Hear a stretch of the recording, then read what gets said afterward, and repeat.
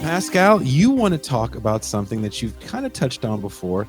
The latest SCOTUS pick, Ketanji Brown Jackson, is going through the GOP gauntlet at her confirmation hearings. Some commentators on the left have questioned her progressive bona fides, calling her another Kamala Harris or Obama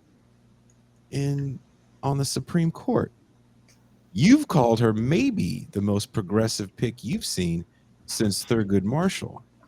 So why is there so much hate coming for her and it's part of what I'm seeing on the black online left?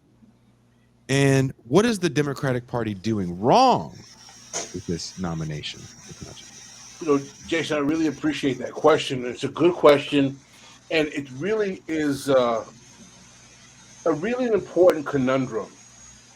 I think that the Ketanji Brown Jackson nomination demonstrates a certain type of crisis going on, excuse me, in black politics relative to the Democratic Party.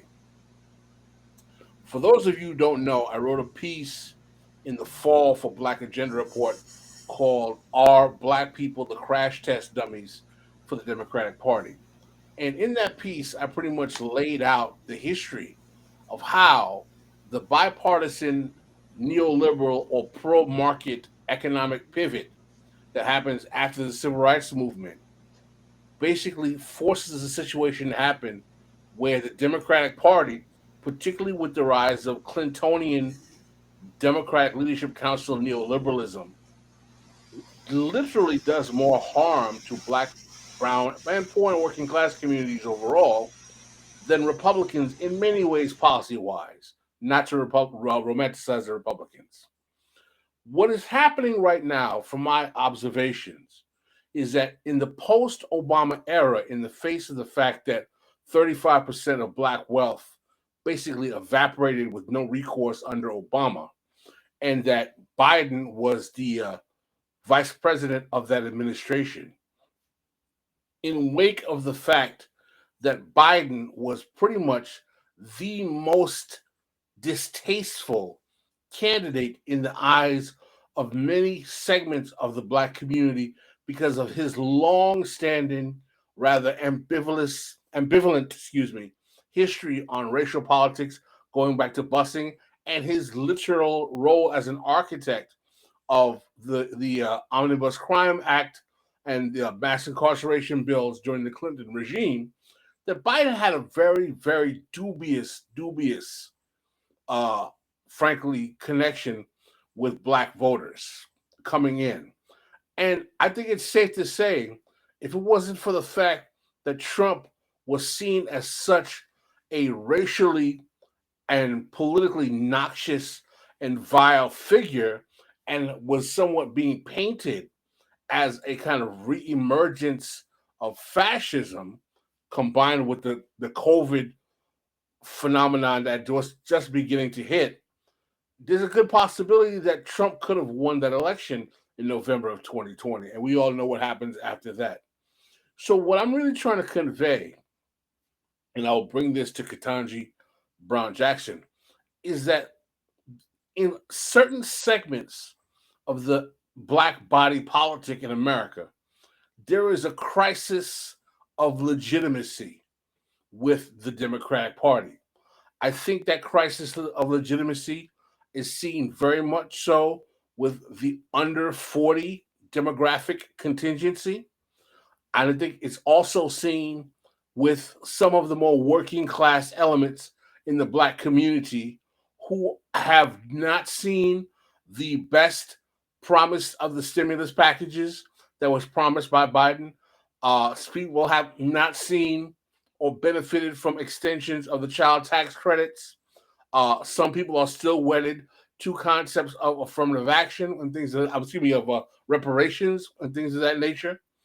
And what it really is demonstrating is that this crisis of legitimacy, even though there has been this kind of rhetorical belief that Biden has been, the most progressive president since FDR, really in reaction to the COVID crisis, that his policy concessions in the face of the economic crisis of COVID are not resonating with black voters. Because if you look at his polling numbers since October 2021, he's actually in like the 60% zone or less in terms of favorability with black voters. In comparison, yes, of all other ethnic demographics, black voters support Biden higher than both Hispanics and whites. But in terms of, in comparison to other Democratic presidential administrations, Biden's support amongst black voters is pretty much lower than anything we've seen within the last maybe three Democratic presidential administrations. And the question becomes, what exactly can be done for Joe Biden to redeem the faith of black constituents, even in regarding the fact that he has Kamala Harris, the first black female vice president, who doesn't seem to be resonating much confidence in black spaces either, even considering that he has a quote unquote very racially diverse administration, even in the face of the fact that upon his acceptance speech after the winning the presidency, he gave a speech saying that black folk had my back and I'll have theirs. Black folk did turn Georgia blue in 2020. In the face of all of that rhetorical flourish and belief that black folk were going to rally the troops around Biden, that really hasn't been the case.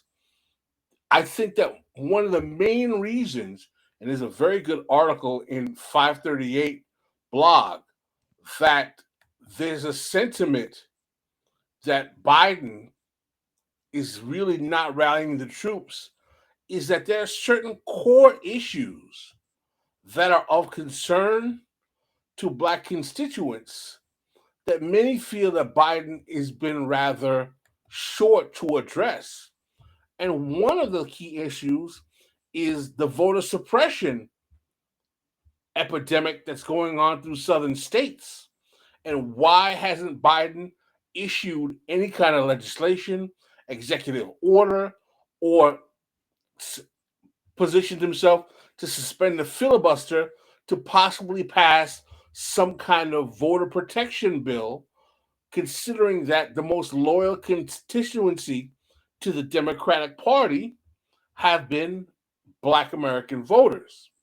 And what we're finding in this article in 538 that I shared with Jason is that it basically admits that even though Black people by over 90% support the Democratic Party, the Democratic Party basically takes them for granted because they're viewed as a captured constituency. How does this relate to Ketanji Brown Jackson? The belief that Biden had was that in promising to nominate a black woman, that would somehow, that symbolic politics would somehow be enough to rally the troops for Biden in black constituencies.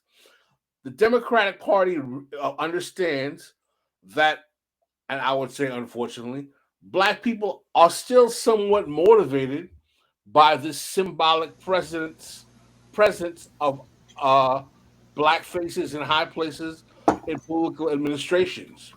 There are some people, I would argue, that they tend to be older. I would also argue that it's a class factor of black professional managerial class blacks who are still wedded to wanting to see themselves in large numbers in the presidential administration of the moment. And because Ketanji Brown Jackson is considered to also be progressive, it was assumed that she would be able to sway such support in black spaces that it could actually have a translation in terms of the 2020 midterms to carry that over to 2022 midterms to November voting. I don't think it's accidental that it's right now that this resignation is happening and Ketanji Brown Jackson is being floated to replace, I believe it was Breyer, I forget the name of the Supreme Court justice who's resigning. I think that was strategically orchestrated to rally the black voter shock troops around the 2022 midterms. And the question becomes, is that going to work? And I don't think it's going to work because of the fact that black voters are so absolutely cynical about Joe Biden. And because of the fact that he erroneously, in my humble opinion, touted this pick as a purely identity politics bone that he was throwing to black voters, I think black people of that certain age cohort under 40, and particularly working class black people, are not buying the symbolism anymore. And you can see that I think that the burn that some black folk feel from the Obama presidency is turning into a kind of blowback against symbolic politics, where people are saying, if we had a first black president who couldn't do anything for us, why do we think these other black faces in high places are going to do anything for us?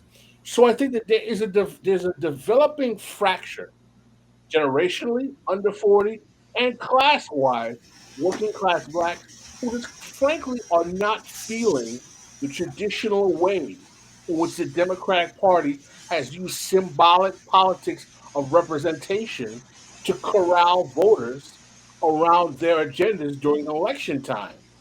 And what I see happening is that a generation of black folk are alive to the duplicity of the Democratic Party in that regard, but it's denying them that cynicism is denying them the realization that Ketanji Brown Jackson is actually a more than fairly, significantly good Supreme Court nominee based on her bona fides on core issues that are particularly salient to black constituencies, criminal justice being one of them. So my position is that this is a bit of a political conundrum, not only for the Democratic Party, who I care less about, but particularly for black constituents, in that I think it's good that the containment structure of black politics being contained in the Democratic Party be fractured, but I don't necessarily think the terms of the realignment are clear in terms of how they're going to create a more effective coalition of black voters on a working class level to chart their own path. And that's what I got to say. Thank you for watching. Please don't forget to hit like and subscribe on your way out. You can catch the live stream of This Is Revolution every Tuesday through Thursday at 6 p.m. Pacific Time and Saturday, 9 a.m. Pacific Time. This is Revolution.